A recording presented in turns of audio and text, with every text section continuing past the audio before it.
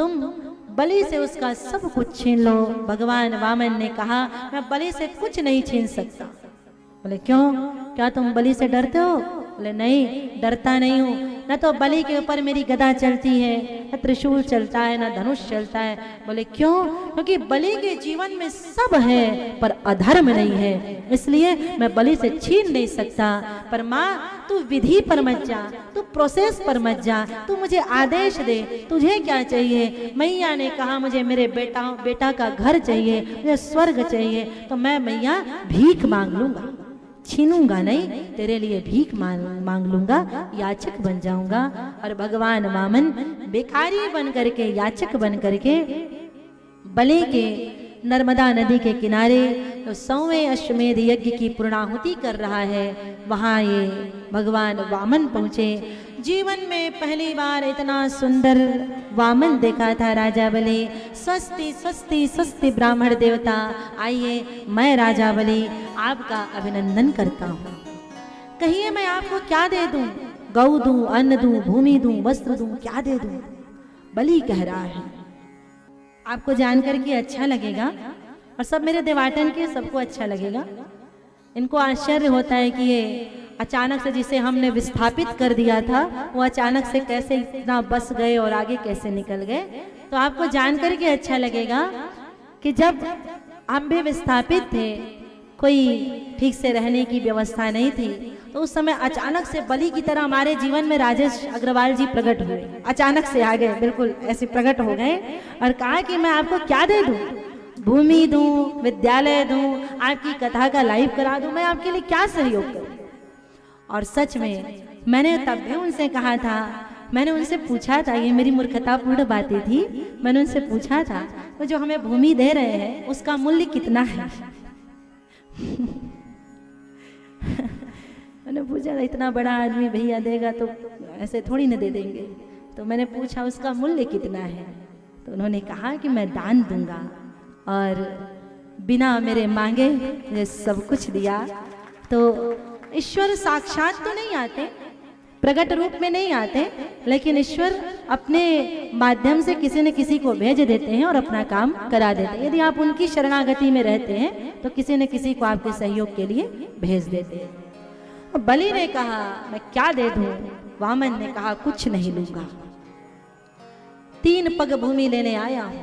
शुक्राचार्य का माथा ठनका, भैया ये धरती का ब्राह्मण तो नहीं है, धरती का ब्राह्मण और संतोषी।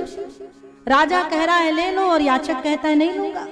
आज से पहले हजारों दरबार लगे हैं जिसमें राजा कहता है नहीं दूंगा, नहीं दूंगा, नहीं दूंगा, और याचक कहता है और दे दो, और दे दो, और दे दो। ये दरबार पहला ऐसा लगा है जिसमें याचक कहता है कि मैं नहीं लूंगा, नहीं लूंगा, नहीं लूंगा, और याचक कहता है और ले लो, और ले लो, और ले लो। दाता और दे रहा है और तो भी ये नहीं ले रहा है।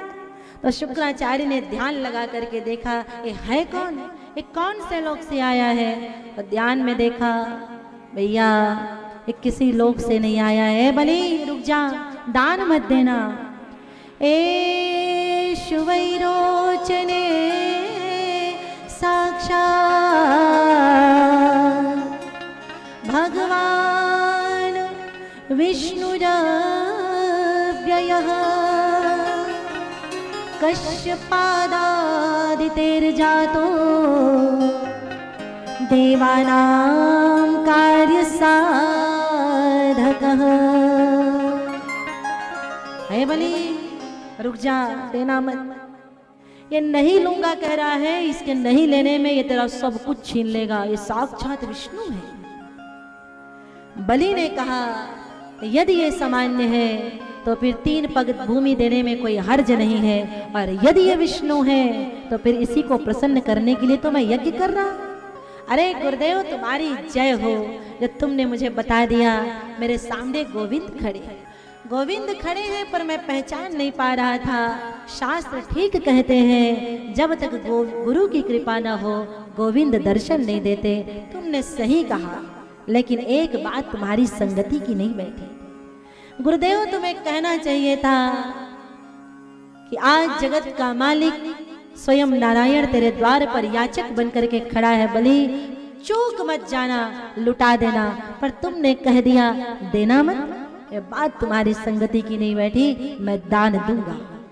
और दान देने के लिए संकल्प कराने लगे भगवान नारायण। तो शुक्राचार्य जी जाकर के लोहे के छिद्र में बैठ गए। भगवान वामन ने कहा देखो जल नहीं आ रहा है, तो एक कुश का तिनका उठाया और शुक्राचार्य की आंख में डाल दिया। एक आंख फूटी, फटते बाहर निकले। भैया दूसरी फोड़ देगा ऐसा कोई भरोसा नहीं, तुरंत बाहर निकले। और तदुपरांत संकल्प पूरा हुआ। भगवान संकल्प होते ही वामन से विराट बन गए। इसका अर्थ एक ये भी है कि जब जब आपको कहीं मांगना है, जब जब आपको कहीं याचना करनी है, अपने घर के लिए, अपने बेटे के लिए याचना करनी है, या जब भी आपको मांगना है, आपको छोटा होना पड़ेगा। जो मांगता है उसको छोटा होना पड़ेगा। भगवान विराट सत्ता के मालिक भी वामन बन करके आए, अर्थात जब आप मांगेंगे आपको बौना होना पड़ेगा।